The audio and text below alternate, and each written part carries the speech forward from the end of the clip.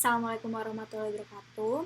Perkenalkan, nama saya Rizka Fitriani Sudiro. Saya dari kelas SKI 01. Nah, di sini saya akan memberikan tutorial mengenai performance testing dengan menggunakan aplikasi Gmeter. Nah, Gmeter itu adalah salah satu aplikasi atau tools yang biasanya digunakan dalam melakukan performance testing. Nah, performance testing itu apa sih? Nah, performance testing itu metode yang digunakan untuk memastikan apakah sebuah aplikasi bisa berjalan baik pada beban load yang diharapkan. Nah, software testing ini tuh fokus pada beberapa faktor tertentu dari sebuah perangkat lunak. Yang pertama yaitu ada speed, scalability, dan stability. Nah, kemudian sebenarnya apa aja sih tools yang bisa digunain dalam melakukan performance testing? Sebenarnya tools yang bisa digunain untuk melakukan performance testing itu ada banyak banget. Nah, ada Apache Gmeter, Load Runner, Webload, Load UI, Load View, dan NeoLoad. Nah, Gmeter ini salah satu tools yang banyak digunakan dalam melakukan performance testing. Nah, di sini gimana sih cara kerja Gmeter? Nah, cara kerja Gmeter itu dia akan mensimulasikan sekelompok user yang mengirimkan request ke server dan mengembalikan respon dari server tersebut melalui table, graph, maupun yang lainnya. Nah, kemudian langsung aja kita masuk ke tutorial. Itu tutorial dengan menggunakan Gmeter untuk melakukan performance testing pada WordPress. Nah, sebelum kita melakukan performance testing pada WordPress, ada beberapa tools yang harus kita unduh terlebih dahulu. Nah, yang pertama yaitu ini. Kita perlu menambah Java apabila di dalam laptop kita belum ada Java. Kemudian Apache Gmeter yang kita download yang binary-nya. Kemudian install plugin Gmeter-nya. Setelah itu WordPress-nya. Kemudian XMPP-nya. Nah, di sini saya menggunakan perangkat MacBook. Nah, setelah kita download selesai, kemudian kita install semua aplikasi tersebut. Nah, kebetulan di sini saya udah ada beberapa aplikasi ini.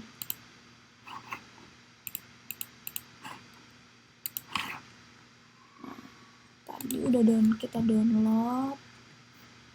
Kemudian, nah, untuk Gmeter plugin-nya ini kita pindahin ke folder Apache Gmeter di dalam folder zip. Nah, kita pindahin ke sini. Dipaste. Oke, udah ada nih. Nah, setelah itu kita masuk ke WordPress. Nah, di WordPress ini ada file wp-config sample. Oke, kita buka. Nah, sebelum di sini kan udah ada define database dan lain-lain. Nah, sebelum kita memasukkan nama database, kita harus buat database-nya terlebih dahulu. Nah, gimana cara buatnya? Nah, cara buatnya itu kita menggunakan XMPP. Nah, di sini kita buka XMPP, kemudian kita nyalain dulu semua servernya. Setelah itu, oke, nah di sini kita buat database. Nah, database-nya di sini namanya performance testing. Oke. Testing, namanya di sini testing 1. Kemudian create. Nah, untuk nama database-nya itu terserah ya apa aja. Nah, setelah kita udah buat database-nya, namanya kan tadi testing 1. Nah, kita masukin nih ke sini. Testing 1, username-nya root, password-nya dikosongin. Nah, kemudian setelah itu kita save as. Oke, nama. Nah, namanya itu kita ganti jadi wp/config. Save. Oke. Nah, udah ada nih di sini. Nah, folder WordPress yang udah kita edit tadi itu kita pindahin ke htdocs-nya XMPP.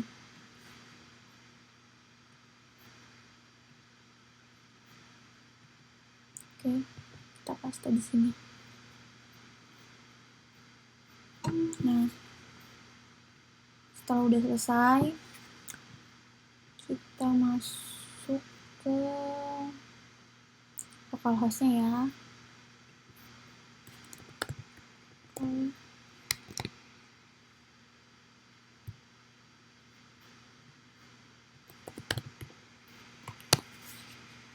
Nah, di sini.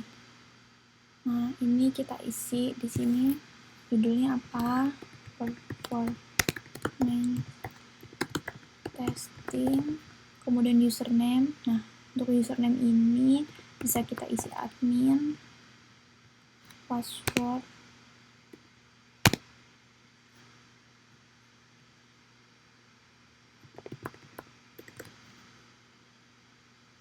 email ini,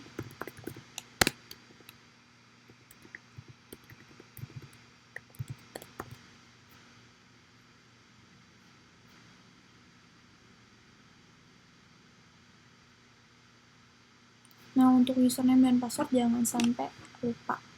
Oke, selanjutnya kita login, masukin username sama password yang tadi.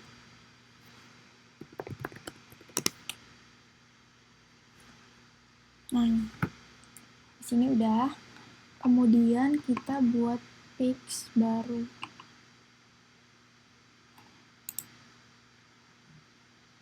Oke.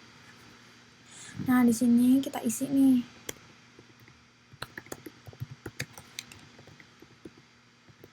Ini tuh terserah mau diisi apa aja ya.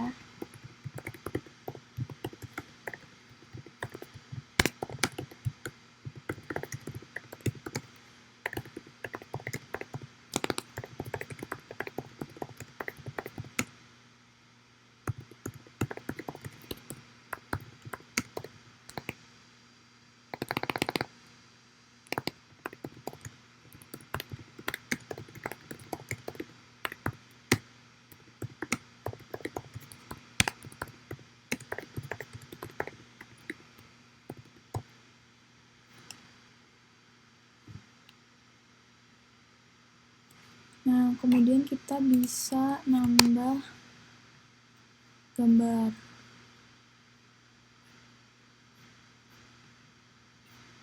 Gambarnya itu terserah. Di sini aku mau masukinnya lewat insert URL. Semuanya udah selesai. Kita selanjutnya itu ngebuat script JMX pada Gmeter. Nah, ada banyak sih metode yang bisa kita gunain untuk ngebuat script JMX ini. Salah satunya itu kita bisa menggunakan extension yang ada di Chrome. Nah, namanya itu Blazemeter. Nah, di sini. Nah, di sini aku udah punya. Jadi di sini kita tinggal klik download. Kemudian kita login. Nah, setelah login tuh nanti tampilannya kayak gini. Di sini kita klik. Nah, ini nih. Nah, di sini tuh buat ngenamain script kita tuh apa. Nah, di sini aku coba buat ngetesting web ini, WordPress. Nah, caranya itu gimana? Caranya itu kita klik ini, kemudian kita start recording. Oke.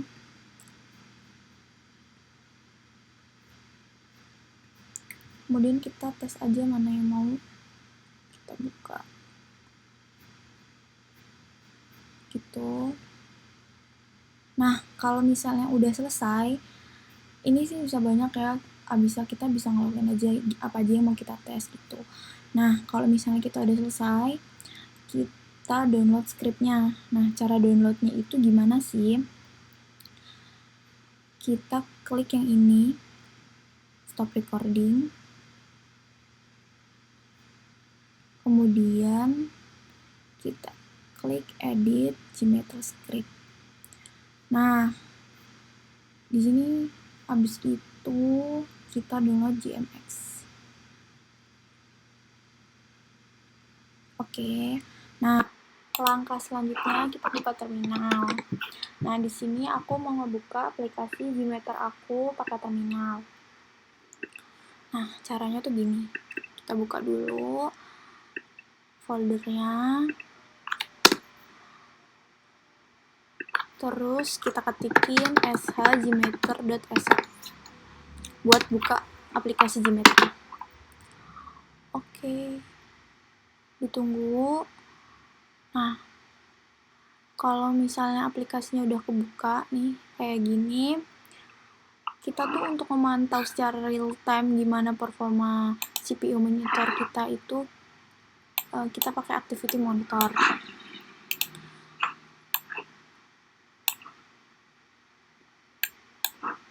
Kemudian kita open file kita, file yang tadi udah kita download, yang file GMX-nya. Oke. Nah, setelah itu kita klik. Nah, untuk itu kita klik. Oke.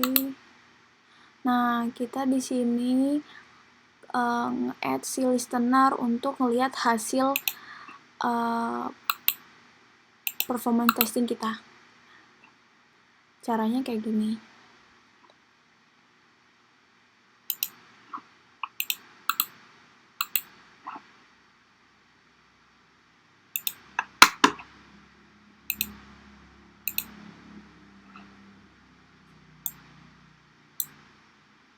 Terus kita klik start. Nah, di sini performance testing kita udah berjalan. Kita mau ngebaca script yang udah kita download tadi. Kita tunggu sampai semuanya selesai. Nah, kalau misalnya selesai itu artinya tanda status yang ada gambar hijau-hijaunya itu, kalau misalnya semuanya udah hijau, nggak ada yang merah, itu berarti testing berhasil kita lakuin. Nah, kalau misalnya ada yang merah, berarti testingnya gagal. Nah, contoh testing gagalnya itu nanti aku selipin gambarnya.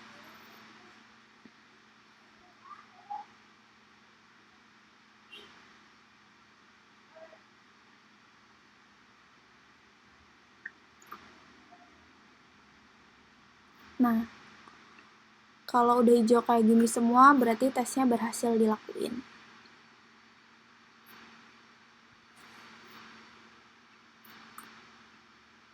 Di sini keadaan CPU-nya setelah lakukan testing. Kemudian untuk memorinya. Nah, ini kalau misalnya contoh testingnya gagal, di sini tuh ada yang merah-merahnya. Jadi kita harus ngulang lagi testingnya. Nah, kenapa sih testing tuh bisa gagal? Biasanya tuh gagal disebabin karena koneksi internet, terbatasnya server yang dites, maupun terbatasnya server yang ngetes.